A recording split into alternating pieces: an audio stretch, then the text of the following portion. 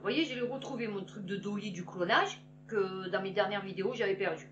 Je vous disais que pour le clonage, ils nous avaient pris pour des cons aussi. Vous savez, à l'époque, mémoire de poisson rouge, ils nous avaient dit, quand il y a eu Dolly, machin et tout, vous allez voir, on va cloner la viande, on va cloner les animaux, on va cloner les mammouths, on va cloner tout le monde. Après, ça va être les humains, le top de la révolution, on va pouvoir reproduire les meilleures races, machin et tout. Enfin bon, ils se faisaient déjà des plans sur la comète, d'accord?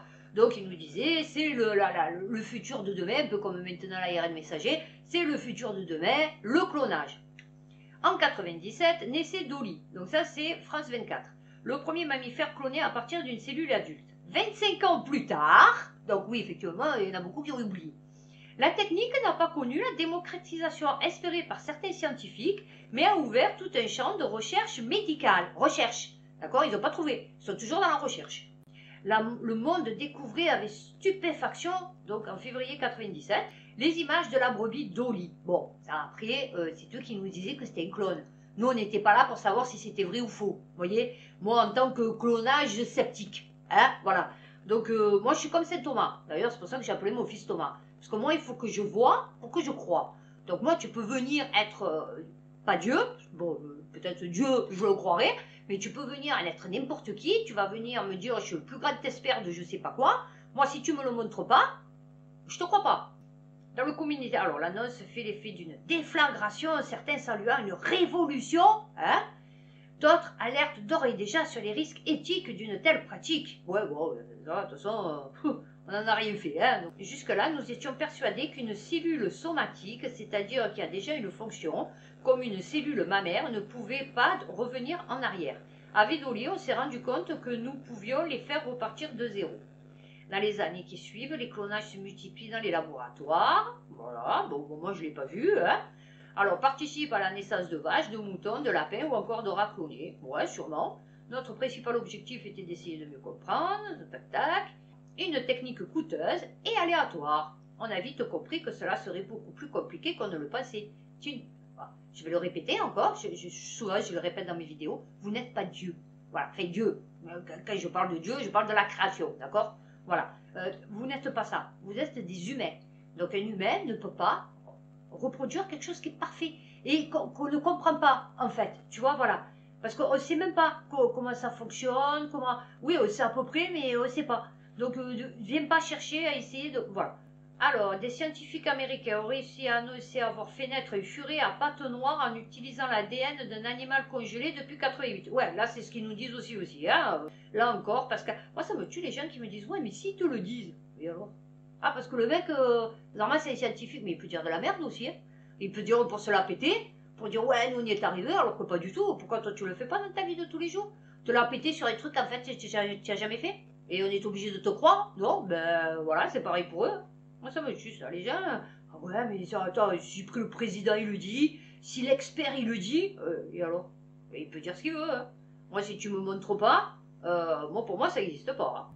Voilà, bah écoutez, je crois qu'on a fini, là, sur tout ce qui est santé, technologie, on va dire écologie. On va passer sur faits divers, parce qu'il n'y en a pas beaucoup, et après on va commencer à attaquer tout ce qui est économie, crise sanitaire, crise ukrainienne du coup, mais c'est pareil.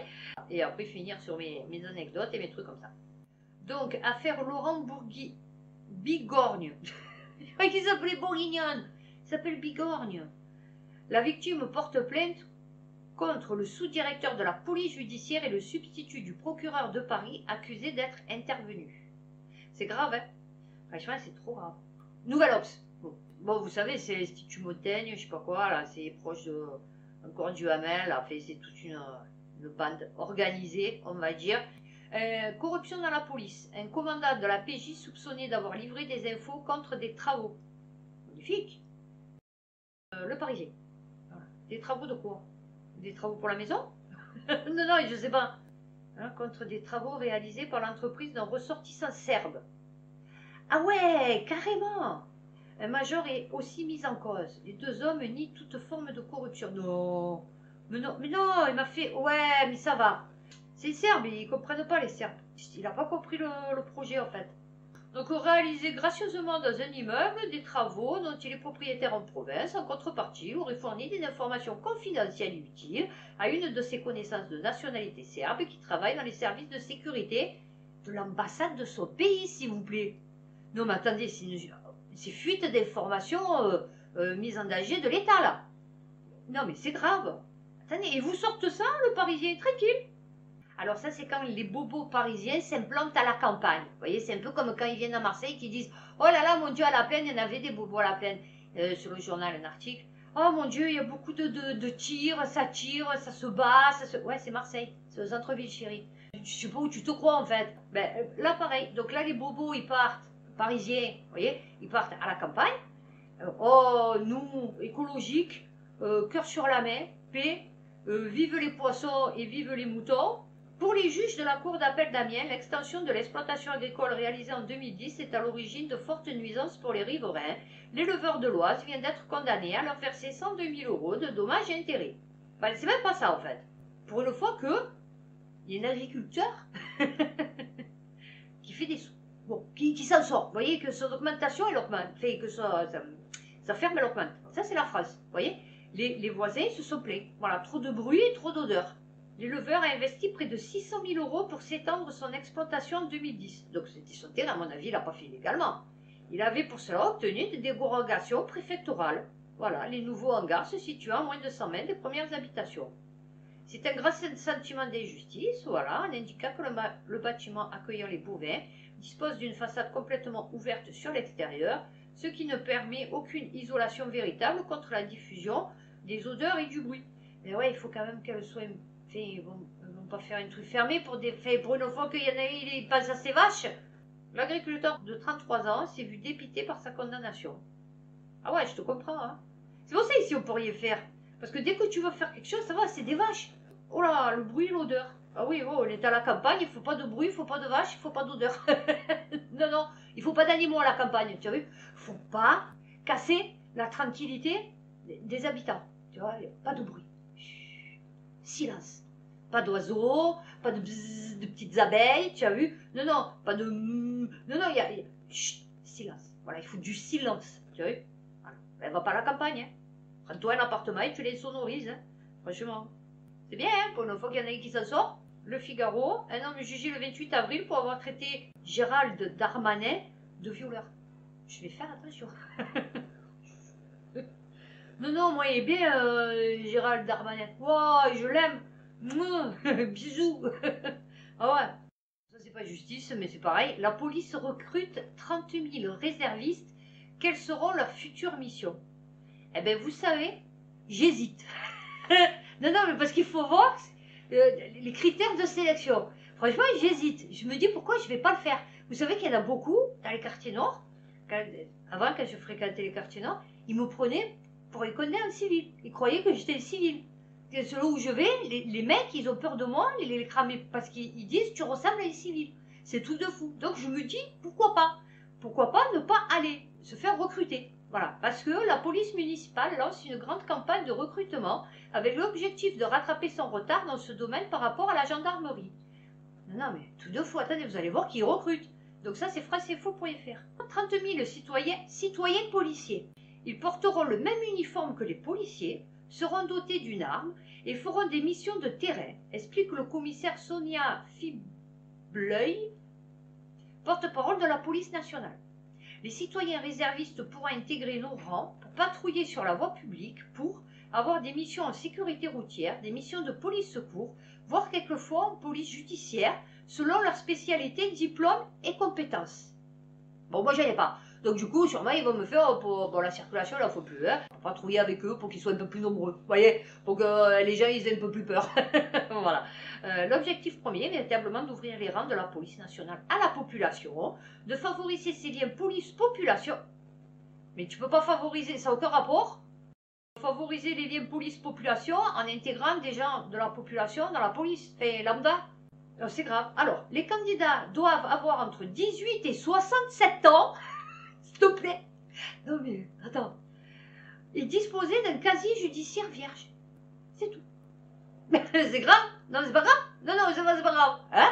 Se soumettre à une enquête administrative. Bon, genre moi j'ai rien à me reprocher, hein, tu peux venir, de sécurité, et un oral pour intégrer cette réserve opérationnelle de la police.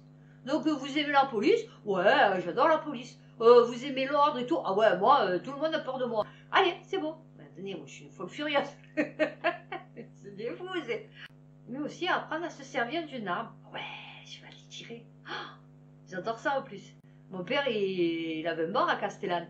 Et il allait au club de tir de la police. À l'époque, on pouvait y aller comme ça. Et il m'avait amené. Et j'ai tiré au 38 spécial demi-charge. N'importe qui pour avoir une arme. Mais c'est merveilleux. Le mandat Macron est magnifique. Je me languis les 5 prochaines années. Quand je vous disais que le monde, il est inversé. Et dans l'autre côté du miroir.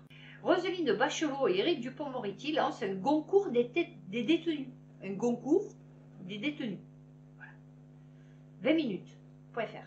Non, je dis pas qu'il n'y a pas des têtes peut-être, hein, en prison. Bon, normalement, si tu as une tête, déjà, tu n'es pas en prison. Mais bon, l'objectif de ce nouveau prix littéraire est, selon Roselyne Bachelot, de rapprocher deux mondes considérés à tort comme éloignés.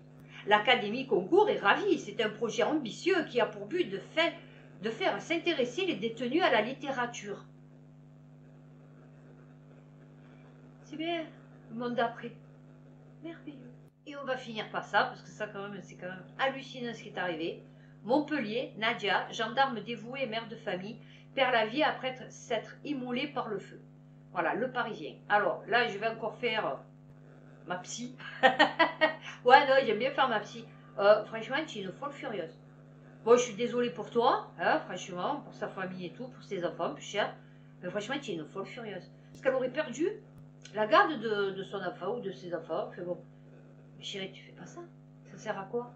Bon, il paraît qu'elle était en maladie depuis des mois. Donc déjà, il devait y avoir un souci. Hein. Mais tu fais pas ça, chérie. C'est contre-productif, en fait. Ça sert à rien. Tu te bats, tu vois. Tu te bats, tu as vu, pour les récupérer, en fait. Parce que si tu les perds, c'est que bon, déjà, à la base, il y a un petit souci. Ou alors le mec à Vikitier, il a des bras super longs. Hein. Mais normalement, on n'enlève pas la garde des enfants à une mère. Donc déjà, on essaye de ne pas le faire, en tout cas. Et ensuite, tu te bats. Pourquoi tu t'immoles? En plus, c'est même pas un truc. Enfin, tu vois, c'est pas un truc de femme. Tu vois, de s'immoler. C'est plutôt les mecs qui font ça, tu vois. Parce que bon, les femmes, c'est. Enfin, voilà. Enfin, je sais que c'est pas un truc de suicide, tu vois, l'immolation. Donc les femmes, c'est plutôt se tailler les veines, prendre des cachets, vous voyez, parce qu'elles veulent pas s'abîmer. Vous voyez, parce que bon, une femme, c'est une femme. Bon, enfin, moi, c'est ce que j'ai entendu dire. Hein, donc, que les hommes, eux, c'est balle dans la tête. Enfin, c'est rare qu'une femme, elle se tire une balle dans la tête, vous voyez. C'est rare qu'une femme, elle s'immole, vous voyez, pour se suicider. Je dis pas que ça arrive pas. Je dis c'est rare. Là, c'est que vraiment, il y avait des soucis. Hein. C'est pas, ça, c'est la goutte d'eau qui a fait déborder le vase. Mais tu fais pas ça, chérie. Tu te suicides pas, tu sais. Tu te bats, tu essayes de récupérer tes enfants, en fait. Alors, il y en a qui vont me dire, ouais, mais toi, c'est parce que ton caractère... Ouais, d'accord. Mais bon, ton caractère, tu te le forges, tu vois, parce que si tu n'es pas là pour te battre, il n'y a personne qui va se battre pour toi, tu vois. Voilà. Donc après, il faut savoir ce que tu veux dans la vie. Après, je dis pas... Voilà, pas tout le monde est pareil, hein, attention. Mais moi, c'est ce que je pense. Et on va finir par ça. Mediapart, des élus détournent l'argent du Parlement, la justice leur offre l'impunité. Voilà. Hein, et nous, ils viennent nous emmerder parce qu'on ne paye pas une amende. C'est toujours pareil, hein. Quoi rajouter? On va enchaîner sur économie. Le retrait d'un oligarque russe déstabilise un grand site chimique anversois. Anversois, c'est Anvers, hein, en France. Mais ça va, on va pas trop souffrir. Non, notre économie, j'ai entendu le maire, il a dit au top. Le milliardaire russe Andrei Melnitchenko, frappé par les sanctions européennes, s'est retiré du conseil d'administration et du capital du géant des engrais Eurochem. Ce départ suscite de l'inquiétude au sein de la grande usine anversoise du groupe et de Basse-Anvers. Voilà. C'est bien, hein, les sanctions. Magnifique. Hein, ceux qui sont pour les sanctions, là, en ce moment. Vous participez à la destruction de l'économie française. Vous êtes content? Vous êtes fiers de vous? C'est bien. On continue. Les Échos. Déjà fragilisé, le projet de fusion nucléaire ITER est menacé par les sanctions russes. La guerre en Ukraine pourrait faire vaciller l'un des programmes de recherche international parmi les plus ambitieux. La Russie produit un des éléments stratégiques du réacteur. Sa livraison n'est pas garantie, le chantier accumule déjà les difficultés techniques et humaines. Heureusement qu'il n'a pas fait son ballon. Heureusement qu'il n'a pas fait son bilan Macron. Son ballon micron. J'allais dire. Ouais. Non, mais ça y allait bien de toute façon, hein, son ballon micron. Non, non, mais des fois, les mecs, je pense qu'ils doivent fumer ou des trucs comme ça, hein, quand ils font des articles. Parce que des fois, on le prend à la rigolade, parce que franchement, c'est trop ridicule en fait. Hausse des prix, France 3 Région, France Info. Hausse des prix, et si on relançait les gisements de pétrole de Lyon? Je ne ferai aucun commentaire. Alors que la guerre en Ukraine entraîne une nouvelle flambée des prix, une question agite le débat public. La France peut-elle se passer du gaz et du pétrole russe? En tout cas, elle dispose de plusieurs gisements sur son sol, dont une petite partie dans Lyon, en Bourgogne. Le gisement de Bagno a produit 83 000 mètres cubes de pétrole, soit 500 000 barils. C'est avec ça que les écolos ils comptent qu'on vive. Avec 500 000 barils jour. Hein? Voilà, pour l'entièreté de la France. Hein? C'est merveilleux ça. Non, non, mais c'est vrai qu'avec ça, 60... Alors, en octobre 2018, le gisement a fourni 39 tonnes de pétrole. Et 25 tonnes le mois suivant, alors que les années précédentes, c'était de l'ordre de 60 tonnes par mois. Hein? Mais le contexte actuel change la donne. Ah oui, on va réparer du coup, parce qu'ils sont à l'arrêt depuis. Donc il faut tout les remettre en service et tout, ça va coûter un pognon de dingue. Il y a une dizaine d'années, c'était entre 7 000 et 8 000 euros par an. En 2018, comme le rendement avait faibli, nous étions autour de 2 000 euros. Ils vont faire tout ça pour 2 000 euros. Je vous dis, la brouette en amélioration. Nous, on est toujours autant de la brouette en amélioration. De 2 000 euros par mois. Par an. Par mois? Par an? Non, non, mais truc de fou. Voilà. Ça, c'est la vision écolo. On va être autonome. Hein? Voilà, les Russes. Oui, bien sûr. Énergie et matières premières ont eu notre trésorerie. La hausse des prix fait trembler l'industrie française. Non, mais non, tu n'as pas compris, putain, mais ils n'ont pas suivi le maire. Le maire t'a dit que l'économie française n'a jamais été aussi haute, aussi au top que depuis Charlemagne. Voilà, on peut même remonter à Jésus. Partout en France, de Dunkerque à Fos-sur-Mer, les répercussions de la guerre en Ukraine se font sentir. Mais non, c'est une sensation. Voilà, c'est ce qu'ils disent tous. Quand tu dis oui, l'insécurité, non, c'est une sensation. Quand tu dis le chômage, non, c'est une sensation. Quand tu dis putain, la vie elle augmente, c'est une sensation. Mais là, c'est une sensation, chérie. Non, non, ça, pas du tout. Il n'y a pas encore de pénurie, mais sur certaines nuances d'acier, cela commence à être compliqué. On se fait avoir car sur le nickel, par exemple, il y a des stocks, ce ne sont pas des pénuries, juste des spéculations de marché. Hein? Ils nous prennent pour des cons. L'approvisionnement de Sahstal Ascoval n'est actuellement pas affecté, mais les coûts de l'énergie en constante augmentation continuent d'être un lourd fardeau économique. Ils vont être obligés de se mettre en licenciement économique. Ils vont être obligés de fermer parce que ça coûtera trop cher de produire. Et donc, du coup, ils vont être obligés d'arrêter la production alors qu'il y a de la demande. Et là, ça va encore plus. C'est l'effet papillon. Vous voyez? Fonction publique. Le gouvernement prévoit de revaloriser le point d'indice des fonctionnaires d'ici l'été. Fonctionnaires d'ici l'été. Donc, après élection. Alors, attention. Hein. Parce que la valeur du point d'indice, c'est qui sert à calculer le traitement des 5,7 millions d'agents publics. Vous vous rendez compte, c'est énorme en vérité. Et je l'ai depuis 2017. Le point d'indice, bon, ça fout.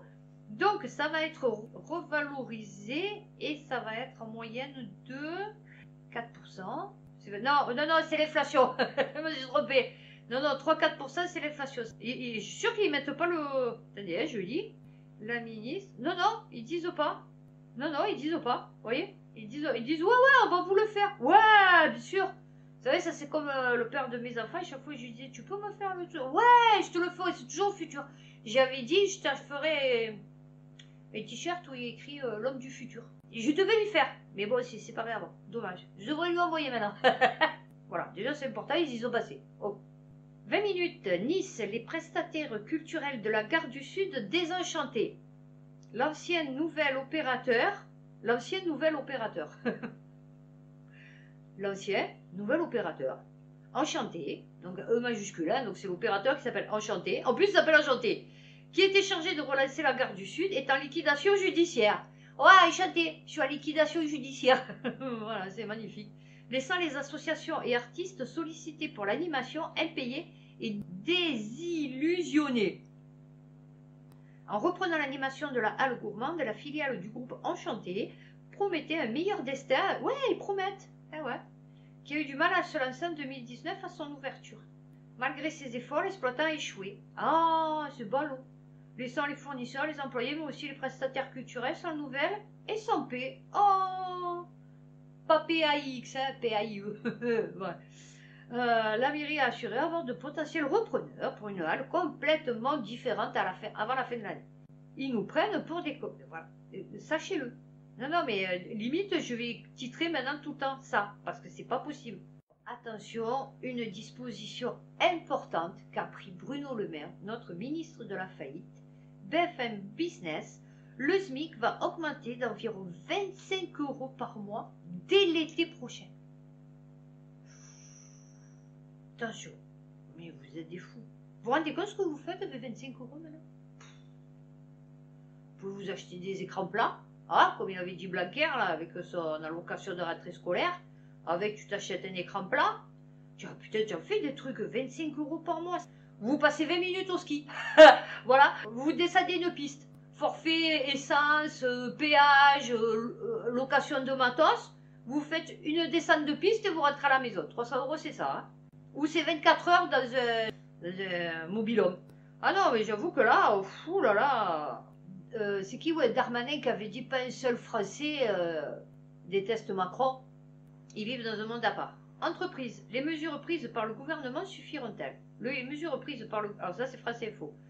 Par le gouvernement suffiront-elles à calmer la grogne de certaines professions mobilisées depuis le 15 mars? Parce qu'ils n'en parlent pas. Hein? Donc les blocages de plusieurs dépôts pétroliers se poursuivent mercredi en Bretagne et à La Rochelle. Agriculteurs, pêcheurs ou transporteurs affirment travailler à perte. Moi je vous le dis, ça va finir en eau de boudin tout ça. Parce que les gens, ils ont les nerfs en pelote. J'adore dire cette expression, les nerfs en pelote, c'est rigolo. Suppression de la taxe d'habitation, le gouvernement doit revoir sa copie. Saisi d'une question prioritaire de constitutionnalité, le Conseil a estimé que plusieurs dispositions, ça c'est Sud-Ouest, d'organisation du mécanisme de compensation étaient en réalité contraires au principe d'égalité devant l'échange public. Et ouais, parce qu'en fait, lui, il a supprimé. Mais en fait, il n'y a rien qu'à combler. Et il y a certains trucs qui disent non, mais nous, on n'a pas l'argent, nous, pour combler. En fait, tout ce qui est système de comblage, enfin bon. Et donc voilà. Donc il dit, nous, comme on ne peut pas le faire, c'est les gens, on s'en fout. Mais nous, en tant que commune, machin, enfin bon, nous, on ne peut pas. Donc, on le fera pas. Pouvoir d'achat, Le Monde, le bilan gagnant d'Emmanuel Macron. Le quinquennat qui se termine a provoqué une hausse globale du pouvoir d'achat des Français. Mais les inégalités entre classes sociales demeurent, selon une étude de l'OFCE. Alors l'OFCE, moi je serais toi, je changerais les mecs à l'intérieur. Parce que pour pondre un truc pareil, dire que le pouvoir d'achat des Français a augmenté, franchement, faut vraiment avoir pas de figure, tu vois. On me dit, mais putain, mais tu n'as pas de figure. Les études publiées jusqu'à présent analysaient l'effet des mesures fiscales et sociales du quinquennat sur les ménages, mais sans tenir compte de l'évolution du nombre de personnes en emploi. On va le mettre dans l'économie. Logement, donc ça c'est France Info, je vais finir par ça. Logement, comment les maxi-propriétaires ont mis la main sur la moitié du parc locatif français. Cette forte concentration, et là encore plus. Parce que là les gens, ils vont vendre, parce qu'ils vont plus s'en sortir. Donc ils vont vendre leur appartement, leur maison, leur immeuble, pour certains. Qu'ils avaient un train de vie assez élevé. Bon, et d'un coup, ça se cassait la gueule. Donc, ils vont le vendre à perte, parce que c'est pas le moment où tu vas acheter en ce moment. Et donc, du coup, c'est ces grands immobiliers, là, ces grands investisseurs qui vont les racheter. Tout comme dans la restauration, qui sont tout dans les commerces, c'est en train d'être pris par tous les grands. Et vous vous en rendez même pas compte. Voilà, maxi propriétaire, ainsi plus de 30 millions de logements possédés par les particuliers ont été étudiés. Depuis plusieurs années, on avait cette suspicion que l'accroissement de la richesse et son inégalité étaient fortement portés par l'immobilier. Désormais, les données l'attestent. Chèque énergie, Obgeco, prix de 140 € pour les Français concernés, toutes les infos. Voilà, ils vont nous donner encore 140 €. Voilà, 200 € en décembre. Là, ils m'ont donné la prime, j'ai reçu la prime là, sur 100 € du Pôle emploi. Et là, ils vont donner encore 140 €. Non, mais c'est bien, hein. Superfusion. On fait la mendicité, vous voyez. On paye, on travaille, on se casse le cul, on est malade, on ferme notre gueule. On ne se plaint pas, enfin on essaye de ne pas trop se plaindre. Et voilà. Qu'est-ce que vous voulez que je vous dise? L'inflation va miner... Ben non, on finit pas par ça. L'inflation va miner le pouvoir d'achat et gréver la croissance, prévient l'INSEE. Sa croissance à 4%, voilà, va soutenir la hausse des prix qui dépasserait les 4% à la fin mars. Ça, c'est le monde. En tout cas, je vois que les gens ne se plaignent pas trop en vérité. Hein. Ben, on va finir sur ça. Automobile, hein, puisque entre l'immobilier et l'automobile, c'est quand même assez important. Alors, BFM Business, automobile, les ventes européennes au plus bas en février. Bah, t'inquiète, c'est pas fini. Avec 719 465 exemplaires écoulés dans l'Union européenne, vous vous rendez compte, même pas 1 million de voitures. Moins 6,7 sur un an. Les constructeurs ont connu leur pire mois de février depuis le début de la série statistique en 1990. Vous imaginez? Moins 13% en France. Mais ça va. Nous, notre industrie, elle perce des sommets. Des sommets de l'Himalaya. Voilà. Le groupe Renault, moins 13,6. Il recule encore de 4%. Hyundai, Kia. Ah, lui, ça va. Et Toyota. Ah oui, mais c'est pas français. Voilà, c'est pour ça. Stellantis, je vous rappelle le cheminement du truc. En fait, c'est PSA. Et il doit supprimer d'ici 2025, je crois. Enfin, c'est sur 5 ans. Donc. Il doit supprimer, je crois, presque 10 000 postes parce qu'il fait se lance dans la voiture électrique et il y a beaucoup moins besoin de main-d'œuvre que pour les voitures normales. Il est obligé de réduire le personnel. Et c'est lui aussi qui a, dans un article, qui aide ces 10 000 personnes à faire leur CV pour pouvoir trouver un autre travail. D'accord? Vous voyez déjà le truc. Et donc, lui, il veut se lancer dans la voiture électrique qui est vachement plus chère que les voitures normales, qui ont besoin d'électricité qui est de plus en plus chère. Donc, de moins en moins de futurs acheteurs, hein, à part les super bobos, parce que sinon, la personne ne va pas le prendre. Une voiture électrique, c'est pas économiquement, c'est pas viable. Le plus touché, c'est lui, Stellantis, avec moins de 19,5%. Avec de mauvaises performances pour ses marques Peugeot et Fiat notamment. Magnifique. Hein. Donc maintenant, on va passer, on va dire, à politique. Donc, je ne sais pas si vous avez vu là, Robert Ménard. Lui, le mec, c'est pire qu'une girouette, lui. Hein. C'est hallucinant, quoi. Lui, il vaut mieux pas qu'il vienne à Marseille quand il y a le Mistral, hein, parce que là, il va avoir un problème. Hein. Il va avoir un problème de voilure, le mec. Si on ne sait pas qu'ils veulent gratter le schmilblick, hein, Emmanuel Macron ne le sait plus. Hein. Qu'est-ce que nous avons en tant que Emmanuel Macron? Mais mort de rire quand je vous dis que c'est une secte. Quand je vous dis que c'est une secte spirituelle. France Info. Au premier meeting d'Emmanuel Macron, les militants font sans lui. À l'église, alors ça c'est un mec qui parle. Hein. À l'église, les gens ne voient pas Jésus, mais ils y vont. Ah ouais. Le premier meeting de la campagne d'Emmanuel Macron a eu lieu samedi 12 mars à Marseille, sans le candidat, mais avec deux de ses ministres, Gérald Darmanin et Gabriel Attal. Non mais c'est tout de fou, hein. C'est vraiment, un manque total de considération minimale. Franchement, c'est vraiment se foutre de la gueule du monde. Et 1 et 2 et 5 ans de plus. Un demi-millier de militants recrutés sur toute la partie PACA. Vous voyez, voilà, hein, je vous explique. Grand rendez-vous de la campagne du président, sauf que le candidat Macron n'a pas pu faire le... Oh, il était occupé avec la guerre en Ukraine. Moi, je dis non. Maintenir les militants sous pression. Ah oui, oula, ils sont sous pression. Hein. Dans ma vie d'Aix-en-Provence, c'est du Pécresse, raconte une autre sympathisante. Si vous convainquez des gens autour de vous, vous êtes militante. Ah oui, ça c'est clair, hein. Il va falloir être les soutiens non pas de la première, non pas de la dernière heure, mais du dernier quart d'heure. Animateur local de la République en marche, pour l'instant, nous faisons une campagne sur le bilan. Ah, mais il n'en a pas. Qu'est-ce qui a évolué en bien? Ah, en bien, non, parce que qu'est-ce qui a évolué, moi je peux te dire. Mais en bien, ouais, c'est compliqué, en 5 ans. Ça me frustre un petit peu. Je ne soutiens pas que le personnage. Je soutiens aussi son programme. Ah ouais, mais pour son programme, on ne le connaît pas trop.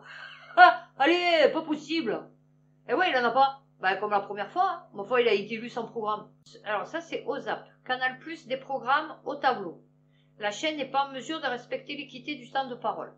Pas d'équité, pas d'émission. Dans un communiqué ce mardi, Canal+ annonce déprogrammer son format au tableau. Canal+ étant dans l'incapacité de respecter l'équité des temps de parole et d'antenne imposés par le régulateur Arcom. Ah ouais, c'est de la faute d'Arcom. Ah, il faut que ce soit la faute de quelqu'un. Hein. Voilà, seuls 4 candidats avaient accepté de participer à ce format. Éric Zemmour, Fabien Roussel, Yannick Jadot et Valérie Pécresse. De son côté, Marine Le Pen avait refusé ce concept. On ne doit pas se servir des enfants pour ça. Putain, en ce moment, je sais pas ce qu'elle a. Elle a une révélation, la fille. On ne doit pas se servir des enfants pour sa campagne ni les mêler à la politique. Une salle de classe est un sanctuaire. Ouais. Moi, en ce moment. Mais ouais, tu as, dans ce sens, tu as raison. Ah, oui, parce que moi, à ma fille, j'ai toujours dit, quand elle m'avait dit, ouais, il y a des mouvements, là, je sais plus quand.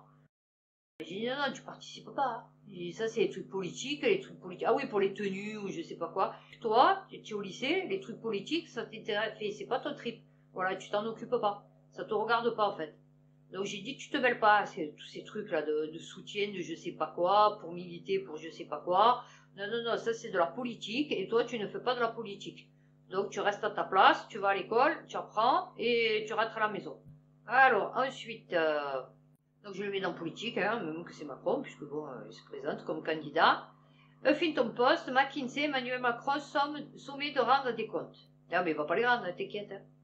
Déjà, il est même pas capable de rendre les comptes de la France. Tu crois qu'il va rendre ses comptes à lui, à toi? Qu'est-ce qu'il en a à foutre? La Macronie préfère envoyer vos impôts au Delaware. Ben ouais, bien sûr. Ben ça va, les Français sont d'accord. Pourquoi se gêner? Les Français, au lieu de payer pour eux, ils payent pour les autres. Soyez généreux, les Français. Ben, c'est la chrétienté. C'est ça, ils ont des valeurs. Hein. Grossissent ces paradis fiscaux. Voilà. Et après, ils vont te flipper sur RSA à 600 €. Yannick Jadot envisage de réduire la durée des vacances scolaires et souhaite sortir de la notation permanente. Oui, on n'aura plus de notes. Dans une interview à La Croix sur le thème de l'éducation, le candidat écologiste à l'élection présidentielle propose de mieux articuler et équilibrer dans la journée les savoirs fondamentaux. Tu sais quoi? Au lieu d'essayer de prévoir un avenir, reviens à l'école d'avant. Tu as vu? Franchement, ils apprenaient trop bien. Moi, je sais que j'ai trop bien appris à l'école. Ouais, c'était pénible. Bon, avec un peu la souplesse, on va dire, de maintenant. Mais les professeurs, c'était des professeurs. Nous, vous savez quoi? On appelait notre prof au collège, notre prof d'histoire géo, on l'appelait Klaus Barbie. Je vous promets. Je suis désolée pour les juifs. Hein, excusez-moi, j'étais jeune, j'étais au collège. Mais on l'appelait Klaus Barbie. Le mec, il rentrait, il vous faisait peur. Il nous faisait un contrôle par jour, 4 questions, et ça cotait dans la moyenne. Tous les jours. On devait apprendre la leçon pour voir si on avait pris la leçon. Alors, je peux vous dire que ça rappelle. C'était monsieur Fébraire, vous voyez, pour vous dire. Hein. Et j'étais en 5e. Hein. Après, j'avais mon prof de français, monsieur Palix. non, c'est vrai, je vous jure. Monsieur Palix, attention, hein. Fallait pas rigoler. Enfin, il fallait pas rigoler. Le mec, costard, cravate, il arrivait, on s'asseyait, on disait pas un mot. Pourtant, ça va, il nous frappait pas, il nous faisait rien. Hein. Mais c'était le respect, vous voyez, le mec, on aurait dit un dirigeant, on aurait dit un président de je sais pas d'où, crâne chauve, vous voyez, ressemblait pas à Fabius, vous voyez. Monsieur Palix, ouais, lui aussi, je m'en rappellerai toujours. Hein. Mais ils m'ont trop bien appris à l'école. Et franchement, il n'y avait pas l'ordinateur, le machin, le truc, le chose, il n'y avait pas tout ça. Et on sortait, on avait appris quelque chose à l'école. Donc ça sert à rien de... Enfin voilà, donc souhaite recruter 65 000 professeurs, augmenter leur salaire de 20%. Non, mais le mec, c'est du n'importe quoi. Ils le disent.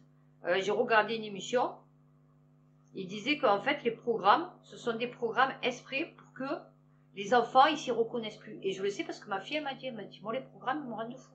Là, par exemple, sa prof de français, je crois, ou d'anglais, elle lui fait faire des trucs de terminale. Et elle les note dessus. Alors qu'elle me dit, on l'a pas appris, ces trucs de terminale. On peut pas le faire. Et je veux dire, c'est pas possible. Son prof de maths, il leur donne les exercices, ils n'ont pas fait les leçons. Vous voyez? Et en fait, il faut tout pour décourager l'élève. Pour pas qu'il, pour lui compliquer la vie, vous voyez, pour que dans son cerveau, ça s'embrouille, en fait. Et c'est pour ça qu'il y a autant de dyslexiques, de dyscalculiques, et de dysorthographiques, et de dysgraphiques. Voilà. Moi, je vous le dis, c'est à cause de ça. Toutes ces conneries qu'ils inventent. Avant, c'était très bien l'éducation nationale. Avant, on apprenait des trucs. Voilà, l'éducation nationale se met en ordre de marche pour accueillir les enfants d'Ukraine.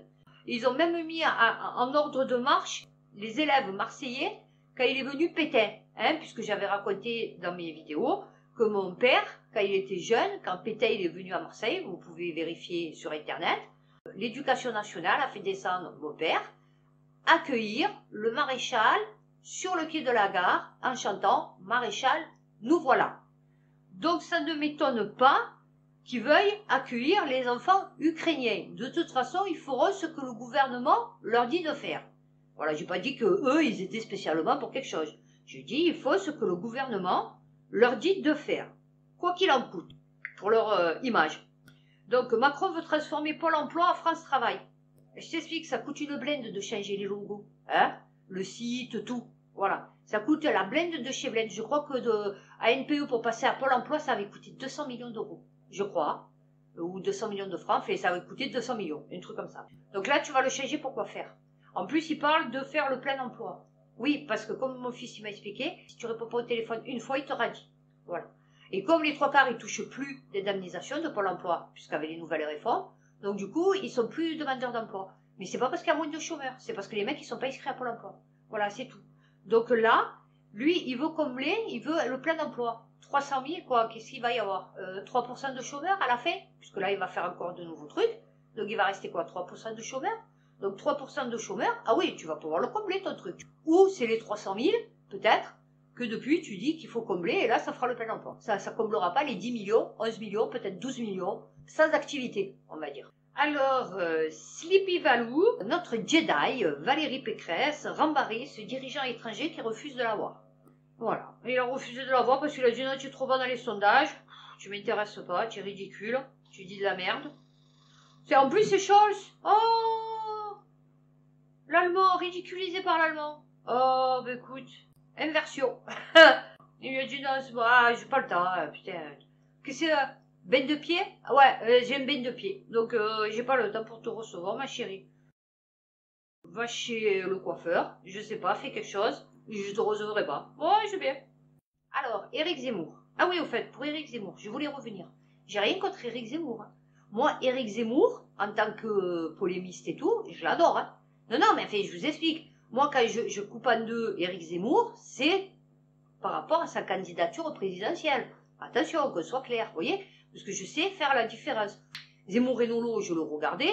Enfin, je veux dire, quand il y avait Zemmour et Christine Kelly, je sais pas quoi, je les regardais. Franchement, je me régale hein, de regarder, parce que franchement, le mec, ça va, il a quand même une culture, même que des fois, il se manque et tout. Mais bon, après, le cerveau, moi aussi, des fois, j'ai dit de la merde. Hein. Mais moi, je l'adore, Éric Zemmour, hein, en tant que polémiste. Mais par contre, candidat présidentiel, non, il vaut pas effrayant. Voilà, que ça soit clair.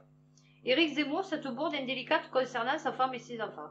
Ouais, il les a un peu pas calculés. Mais c'est pas grave. Oh, écoute, hein, il était sur la lancée, hein, il s'est enflammé, hein, voilà. Bon, alors, voilà, ils ont trouvé que ça. Bon, parce que comme on ne peut plus rien dire sur lui, parce qu'il n'y a plus rien à dire, parce que ça fout.